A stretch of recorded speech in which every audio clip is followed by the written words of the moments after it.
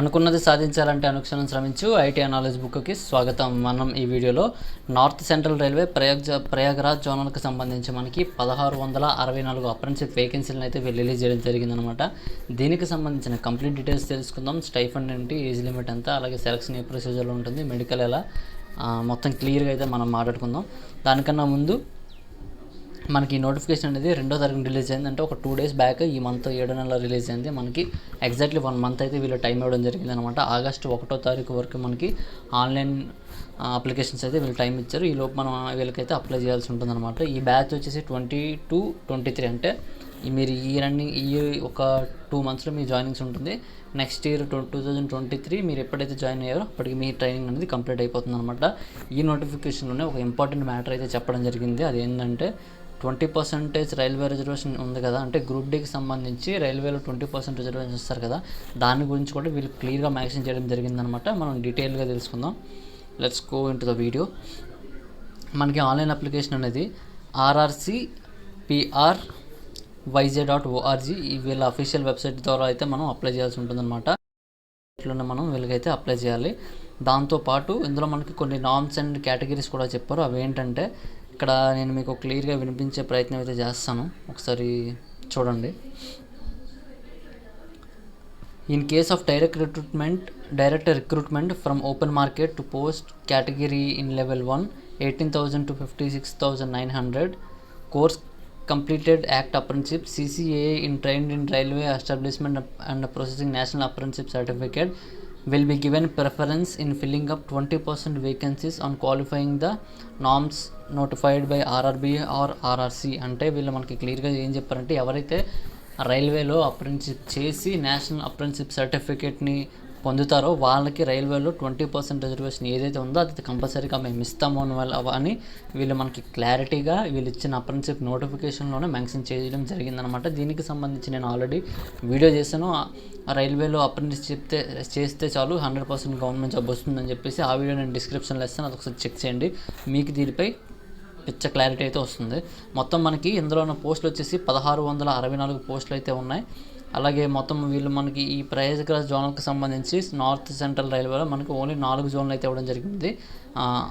Prayagraj, Agra, Jhansi workshop for the year 2022-2023 అంటే 1 year బ్యాచ్కి సంబంధించిన apprenticeship notification అయితే మనకి రిలీజ్ అయింది. ఎలిజిబిలిటీ క్రైటీరియా వచ్చేసి మనం ఎవరైతే స్టూడెంట్స్ ఉన్నారో 15 ఏళ్ళు కంపల్సరీగా మీకు కంప్లీట్ అయి ఉండాలి. అలాగే 24 సంవత్సరాల కన్నా తక్కువ ఉండాలన్నమాట. ఈ గ్యాప్ వాళ్ళు మాత్రమే అప్లై చేయడానికి ఎలిజిబుల్. ఎవరైతే SC/ST క్యాండిడేట్స్ ఉన్నారో వాళ్ళకి సంబంధించి ఒక 5 years ఏజ్ రిలాక్సేషన్ అనేది మెన్షన్ చేయడం జరిగింది. అలాగే OBC స్టూడెంట్స్కి వచ్చేసి 3 years ఏజ్ రిలాక్సేషన్ అనేది మెన్షన్ చేయడం జరిగిందనమాట. అలాగే ex service man and person with disabilities PWD క్యాండిడేట్స్కి 10 years ఏజ్ రిలాక్సేషన్ అనేది ఇవ్వడం జరిగిందనమాట. దానికి సంబంధించిన డీటెయిల్స్ అవి. అండ్ అలాగే ఎడ్యుకేషన్ క్వాలిఫికేషన్ విషయానికి వచ్చినట్టయితే మనకి 10th కంప్లీట్ చేసి ఉండాలి మినిమం. దాంతోపాటు ఐటీఐలో మీరు ఏ ట్రేడ్ అయితే మీరు అప్రెంటిస్షిప్ అప్లై చేస్తున్నారో ఆ ట్రేడ్లో మీరు ఐటీఐ కంప్లీట్ చేసుకొని ఉండాలి. అది SCVT కానివ్వండి లేదా NCVT కానివ్వండి. కానీ మీరు 10thలో మినిమం 10th అండ్ ఐటీఐలో మనకి కంపల్సరీగా 50% మార్క్స్ అయితే వచ్చి ఉండాలన్నమాట. అంటే సపోజ్ ఎలా చెప్పాలంటే 10thలో 50% మార్క్స్ కన్నా ఎక్కువ వచ్చి ఉండాలి. ఐటీఐ కూడా 50% కన్నా మార్క్స్ ఎక్కువ ఎవరైతే వస్తాయో వాళ్ళు మాత్రమే ఎలిజిబిలిటీ అని చెప్పారు. ఇక్కడ SC/ST అండ్ వాళ్ళకి మనకి కమ్యూనిటీ కేటగిరీస్ ప్రకారం కూడా వాళ్ళకి ఇంతకుముందు ఏంటంటే 45%, 40% రిజర్వేషన్ ఉండేది. కానీ ఇప్పుడు ఇది కూడా తీసేశారు. మినిమం 10th అండ్ ఐటీఐలో 50% రిజర్వేషన్ అనేది కంపల్సరీ. 50% మీరు రిజర్వేషన్ రావాలన్నా లేదా ఒకవేళ మీరు ఇందులో అప్లై చేసి మీ అప్లికేషన్ రిజెక్ట్ అవ్వకుండా ఉండాలన్నా మీకు కంపల్సరీగా 50% మార్కులు అయితే వచ్చి ఉండాలన్నమాట. దాంతోపాటు ఇవి డెసిగ్నేషన్ ట్రేడ్స్ ఇవన్నీ వదిలేసేయండి. ఇవి నేను చెప్పాను కదా, మీరు ఐటీఐ అయితే చేసి ఉండాలి. అండ్ అలాగే ఇంకొన్ని ఇంపార్టెంట్ విషయాలు చూసినట్టయితే మనకి SC/ST రిజర్వేషన్ ఏదైతే ఉందో అవి వాటి గురించి కూడా మనకి క్లియర్గా మెన్షన్ చేశారు. అది నేను మీకు చెప్తా చూడండి. ఇక్కడ SC/ST అండ్ OBC కేటగిరీస్ ఏవైతే ఉన్నాయో వాళ్ళందరూ కూడా ఎనెక్సర్ A అని అయితే వాళ్ళు ప్రొడ్యూస్ చేయాల్సి ఉంటుంది SC/ST కేటగిరీకి సంబంధించి. అలాగే OBC కేటగిరీకి కూడా వాళ్ళైతే మనకు మెన్షన్ చేయడం జరిగింది. అదేంటంటే ఇక్కడ చూడండి 3.5 పాయింట్ వచ్చేసి the applications who want to avail the benefit of reservation of SC/ST must upload his or her caste certificate on central government format only issued by appropriate authority according to Annexure B. ఇక్కడ ఎన్ఎక్సర్ B అనేది SC ST వాళ్ళు upload చేయాల్సి ఉంటుంది. అలాగే ఎన్ఎక్సర్ C అనేది OBC candidates అయితే upload చేయాల్సి ఉంటుంది. ఇక్కడ ఓబీసీ క్యాండిడేట్స్ వచ్చేసి మీరు తప్పకుండా ఇంకోటైతే గుర్తుపెట్టుకోండి, మీరు సెల్ఫ్ డిక్లరేషన్ ఫామ్ కూడా అప్లై చేయాలి. ఎస్సీ ఎస్టీకి అయితే అవసరం లేదు, కానీ ఓబీసీ ఎవరైతే ఉన్నారో వాళ్ళు మీ సెల్ఫ్ డిక్లరేషన్, ఎందుకంటే నాన్ క్రిమిలేయరా కాదా అని చెప్పేసి అయితే వాళ్ళైతే వీళ్ళు మెన్షన్ చేయమన్నారు. అదే మనకి ఎన్ఎక్సర్ డీలో ఉందంట ఆ ఫార్మాట్. నేను ఇప్పుడు చెప్పే ఫార్మాట్స్ అన్నీ కూడా మెడికల్ కూడా ఒక ఫార్మాట్ ఇచ్చారు. అవన్నీ కూడా నేను కింద నా పీడిఎఫ్ డిస్క్రిప్షన్లో పీడిఎఫ్ లింక్ ఇస్తాను, అది డౌన్లోడ్ చేసుకొని మీరు ఏవైతే, ఒకవేళ మీరు ఓబీసీ కేటగిరీ అయితే ఓబీసీ, లేదు ఎకనామికల్లీ వీకర్ సెక్షన్ అయితే ఎకనామికల్లీ వీకర్ సెక్షన్, మీకు సంబంధించిన ఫార్మాట్స్ని డౌన్లోడ్ చేసుకోవడము, ప్రింట్ తీసుకోవడము, అలాగే మెడికల్ ఫార్మాట్ కూడా ప్రింట్ తీసుకోవడము, దాంతో మీరు అప్లై చేయడం ఇలా అయితే చేయాల్సి ఉంటుందన్నమాట. ఓకే, ఇది ఎకనామికల్లీ వీకర్ సెక్షన్ వాళ్ళకి సంబంధించిన పీడిఎఫ్లో అయితే వాళ్ళు మెన్షన్ చేసింది ఏంటంటే మీరు కంపల్సరీగా ఎన్ఎక్సర్ జీని అయితే మీరు పట్టుకెళ్లాల్సి ఉంటుంది. మినిమం తహసీల్దార్ అయినా సరిపోతుంది, లేదా డిస్ట్రిక్ట్ మెజిస్ట్రేట్ అంటే డిస్ట్రిక్ట్ మెజిస్ట్రేట్ ఎవరు వస్తారు, కలెక్టర్ గారు వస్తారు. అలాగే తహసీల్దార్ వరకు కూడా మనకైతే ఇవ్వడం జరిగిందనమాట. తాలూకా మెజిస్ట్రేట్ అన్న కూడా తహసీల్దార్కి సంబంధించింది కాబట్టి మీ ఎంఆర్ఓ మీ దగ్గరలో ఉన్న ఎంఆర్ఓ ఆఫీసర్ నుంచి కూడా మీరు ఈ సర్టిఫికేట్స్ అనేది తీసుకోవచ్చు. ఇక్కడ నేను ఏదైతే చెప్పానో అవన్నీ కూడా మీరు డౌన్లోడ్ చేసుకొని ప్రింట్ తీసుకొని అక్కడ మీ ఎంఆర్ఓ ఆఫీస్కి వెళ్ళి చేయించుకుంటే అదంతా అయిపోతుంది. అది పెద్ద మ్యాటర్ ఏం కాదు. సో దాని గురించి అయితే ఏం పట్టించుకోకండి. ఇంకా పేమెంట్ విషయానికి వచ్చినట్టయితే 100 రూపాయలు మీరు అప్లికేషన్ ఫీజు అయితే పే చేయాల్సి ఉంటుంది. ఎవరైతే SC ST and PW candidates ఉన్నారో వాళ్ళతో పాటు లేడీస్కి కూడా మీకు రిజర్వేషన్ అనేది ఇవ్వడం జరిగింది. ఫీజు మీరు 100% పే చేయాల్సిన పని లేదనమాట. Only for OBC and general categories వాళ్ళు మాత్రం 100 రూపీస్ పే చేయాల్సి ఉంటుంది. అది కూడా మనకి అఫీషియల్ వెబ్సైట్లోనే మీరు పే చేయాల్సి ఉంటుంది. ఎలాంటి డీటెయిల్ కానీ అవేం లేదు, ఓన్లీ మీరు PhonePe are Google pay what ever it may be, దాని ద్వారా మీరైతే పే చేయాల్సి ఉంటుంది. అలాగే మెడికల్ సర్టిఫికేట్కి సంబంధించి మనకి ఎన్ఎక్సర్ హెచ్ అనేది ఇచ్చారు. మెడికల్ సర్టిఫికేట్, మెడికల్ అన్నాం కదా అని చెప్పేసి మీరు ఏం కంగారు పడకండి, ఎందుకంటే మీరు ఆన్లైన్లో అప్లై చేసేటప్పుడు మెడికల్తో సంబంధమే లేదు. మీరు ఎప్పుడైతే మీ పేరు షార్ట్ లిస్ట్ అవుతుందో, అంటే మీ పేరు ఎప్పుడైతే మెరిట్ లిస్ట్లోకి వస్తుందో అప్పుడు మీకు ఇప్పుడు ఏదైతే ఎన్ఎక్సర్ హెచ్ ఉందో అది డౌన్లోడ్ చేసుకొని ప్రింట్ తీయించుకొని మినిమం అసిస్టెంట్ సివిల్ సర్జన్ దగ్గరికి వెళ్ళి, అది ఏదైనా స్టేట్ సెంట్రల్ గవర్నమెంట్ హాస్పిటల్లోకి వెళ్ళి, అది గవర్నమెంట్ హాస్పిటల్లో గెజిటెడ్ సిగ్నేచర్ ఎవరైతే ఉంటుందో మినిమం అసిస్టెంట్ సివిల్ సర్జన్ చేత మీరు మీ బాడీని సర్టిఫై చేయించుకోవాల్సి ఉంటుంది మెడికల్లీ ఫిట్ అని చెప్పేసి. ఒకవేళ పీడబ్ల్యూడీ క్యాండిడేట్స్ అయితే మాకు డిజబిలిటీ ఉందని చెప్పేసి మీరైతే సర్టిఫికేట్ తీసుకెళ్లాల్సి ఉంటుందన్నమాట. సో అది ఏది పెద్ద ఇష్యూ అయితే కాదు, మీకు అనేవి అది క్లియర్గా ఉంటుంది. ఫిజికల్లీ హ్యాండిక్యాప్డ్కి సంబంధించి ఎన్ఎక్సర్ ఈ అండ్ ఎన్ఎక్సర్ ఎఫ్ ఇచ్చారు.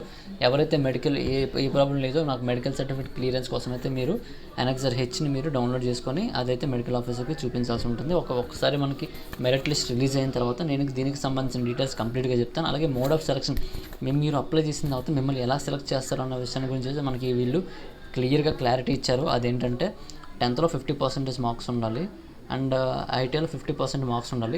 ఈ రెండింటిని కలిపి, అంటే ఇప్పుడు ఆ రెండింటి కంబైన్ చేసి అందులో యావరేజ్ మార్క్స్ తీసుకుని అయితే వీళ్ళైతే మీ సెలక్షన్ లిస్ట్ అనేది ప్రిపేర్ చేస్తారనమాట. అంటే సపోజ్ ఇప్పుడు ఐటీఐలో సగం మార్కులు తీసుకుంటారు, 10thలో మీకు వచ్చిన మార్కులు సగం మార్కులు తీసుకుంటారు. ఆ రెండు కలిపి వచ్చిన యావరేజ్ని వీళ్ళైతే మెరిట్ లిస్ట్కి సెలక్షన్ ద్వారా తీసుకునే పద్ధతిని అయితే వీళ్ళు ఫాలో అవుతున్నారు అనమాట. ఇక్కడేంటి చాలామంది ఏంటంటే 10thలో తక్కువ వచ్చి ఉంటాయి, ఐటీఐలో ఎక్కువ వచ్చి ఉంటాయి.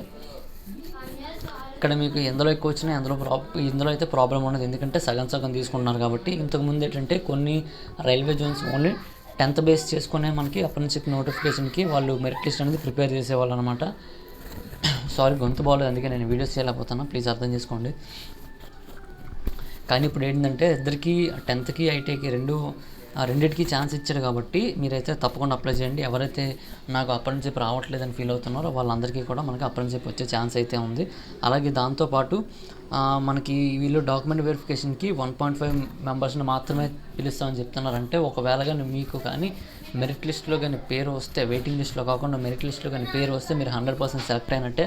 ఒకవేళ ఫస్ట్ మెరిట్ లిస్ట్లో మీరు వెయిటింగ్ లిస్ట్లో ఉన్నా కూడా మీరు సెలెక్ట్ అయిపోయినట్టే. అదైతే గుర్తుపెట్టుకోండి. ఎలాంటి ఎగ్జామ్ కానీ ఏమీ ఉండదు, ఓన్లీ డాక్యుమెంట్ వెరిఫికేషన్ ఒక్కటే చాలు, మీదైతే హ్యాపీగా క్లియర్ అయిపోతుంది, మీరు అప్రెంటిస్‌షిప్ అనేది జాయిన్ అయిపోవచ్చు. అలాగే ఇక్కడ ఇంకొక పాయింట్ కూడా వాళ్ళు మెన్షన్ చేసింది ఏంటంటే, మీరు అప్లికేషన్ అప్లై చేసేటప్పుడు మీ మార్క్స్ తప్పుగా అప్లై చేసినా లేదు, సీజీపీ అంటే మీరు ఒక 10thలో ఏంటంటే ఒకప్పుడు పాయింట్స్ ఉండే కదా, ఇప్పుడైతే పాయింట్స్ తీసేశారు. 8.5, 9.5, 9.2 ఒకవేళ ఆ పాయింట్స్ మీరు ఏమన్నా తప్పుగా అప్లై చేసినా అప్డేట్ చేసినా కూడా మీ అప్లికేషన్ నిర్దాక్షిణ్యంగా రిజెక్ట్ చేస్తామని అయితే వీళ్ళు మనకి క్లియర్గా మెన్షన్ చేయడం జరిగింది. సో అది కూడా చూసుకొని జాగ్రత్తగా మీరు అప్లై చేయాల్సి ఉంటుంది. అలాగే ట్రైనింగ్ పీరియడ్ మనకి 1 year ఉంటుంది, అది కూడా మనకి క్లియర్గా మెన్షన్ చేస్తారు. ఇక స్టైఫండ్ విషయానికి వచ్చినట్టయితే మనకి ఫలానా అమౌంట్ స్టైఫండ్ ఇస్తామని అయితే చెప్పట్లేదు, కానీ స్టైఫండ్ ఎంత వస్తుంది అనే దాని గురించి నేను అప్రెంటిస్‌షిప్ చేసే వాళ్ళకి స్టైఫండ్ ఎంత ఉంటుంది అనే విషయాన్ని నేను వీడియో చేశాను. ఆ వీడియో కింద డిస్క్రిప్షన్లో ఇస్తాను, ఒకసారి చెక్ చేయండి. అండ్ ఇంతకు మించి పెద్ద ఇంపార్టెంట్ మ్యాటర్ అయితే ఏం లేదు ఇందులోని. మీరు డాక్యుమెంట్స్ అప్లోడ్ చేయన్నీ ఎప్పుడు ఉండేవే, ఈ పెద్ద మ్యాటర్ ఏం కాదు. ఒకసారి నేను వేకెన్సీలు ఎన్ని ఉన్నాయి, ఏ ట్రైల్కి ఉన్న విషయాన్ని కూడా నేను ఒకసారి క్లారిటీగా చెప్తాను చూడండి. ఇది మనకి వీళ్ళు రిలీజ్ చేసిన slot details.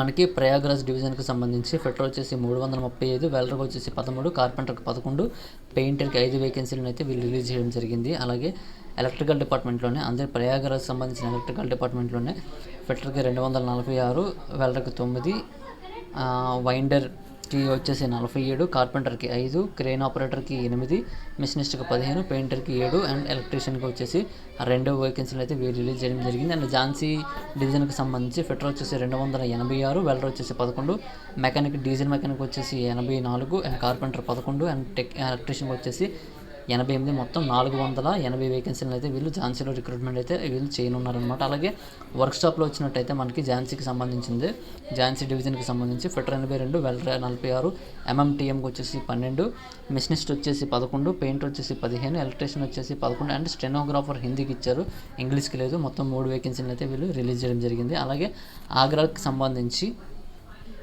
Fitter 80, electrician 125, welder వచ్చేసి 15, మిషనిస్ట్ వచ్చేసి 5, కార్పెంటర్ వచ్చేసి 5, పెయింటర్ వచ్చేసి 5 అండ్ ఐటీ అంటే ఇక్కడ ఇన్ఫర్మేషన్ అండ్ కమ్యూనికేషన్ టెక్నాలజీ ఉంది కదా, ఇది కోపా వాళ్ళు కూడా అప్లై చేసుకోవచ్చు. మొత్తం 8 వేకెన్సీలు. అండ్ ప్లంబర్ వచ్చేసి 5, డ్రాఫ్ట్మెన్ సివిల్ వచ్చేసి 5 అండ్ స్టెనోగ్రాఫర్కి ఇక్కడ మనకి ఇంగ్లీష్కి అయితే మెన్షన్ చేయడం జరిగింది. మొత్తం 4 అయితే ఇవ్వడం జరిగింది. వైర్మెన్కి వచ్చేసి 13. వైర్మెన్కి ఎవరైతే ఎలక్ట్రీషియన్స్ ఉన్నారో మీరు వైర్మెన్కి అప్లై చేయడానికి ట్రై చేయండి. అండ్ ఎంఓఈసీ ఎలక్ట్రానిక్స్ సంబంధించి 15 వేకెన్సీలు ఇవ్వడం జరిగింది. హెల్త్ శానిటరీ డిపార్ట్మెంట్ వాళ్ళకి మొత్తం 6, అలాగే మల్టీమీడియా వెబ్ పేజ్ డిజైనర్ ఇది కోపా వాళ్ళు అప్లై చేయొచ్చు. మొత్తం 5 వేకెన్సీలు, ఇలా మొత్తం 296 వేకెన్సీలు. మొత్తం ఇలా కలుపుకొని మనకి 1664 వేకెన్సీలు అయితే వీళ్ళు మొత్తం ఫిల్ చేయనున్నారన్నమాట. దీంతోపాటు నేను మీ అందరికీ ఒక ఇంపార్టెంట్ మ్యాటర్ అయితే చెప్తున్నాను. అదేంటంటే రైల్వేలో మీరు ఎక్కడ కష్టపడినా 1 year మాత్రమే కష్టపడతారు, కానీ మీరు ఆ 20% రిజర్వేషన్ మీరు ఒక్కసారి మీరు రైల్వే అప్రెంటిస్‌షిప్ సర్టిఫికేట్ మీరు పొందితే అది మీకు లైఫ్ టైం ఉపయోగపడుతుంది. మీ లైఫ్లో ఏదో ఒక రోజు మీకు రైల్వేలో గవర్నమెంట్ జాబ్ తెచ్చుకోవడానికి అది 100% ఉపయోగపడుతుంది. ఇక్కడ దూరమా దగ్గరనైతే మీరేమో ఆలోచించకండి, కంపల్సరీగా జాయిన్ కండి. అప్రెంటిస్‌షిప్ కంపల్సరీగా చేయండి ఐటీఐ చేసిన వాళ్ళు. అండ్ ఇంకొకటి, ఐటీఐ చేసిన వాళ్ళు మీరు తప్పకుండా ఇంటర్ కూడా కంప్లీట్ చేయాలబ్బా. నేను దీని గురించి సపరేట్ వీడియో చేస్తాను, మనం క్లియర్గా మాట్లాడుకుందాం. ఇంటర్ ఎందుకు చేయాలనే మ్యాటర్ కూడా నేను చెప్తాను. అది మన ఛానల్ ద్వారా కూడా నేను కూడా చాలా ప్రమోట్ చేయడానికి ట్రై చేస్తాను, ఇంటర్ ఎందుకు చేయాలని చెప్పేసి ఐటీఐ వాళ్ళకి పర్టికులర్గా. Okay, please support us. Thank you.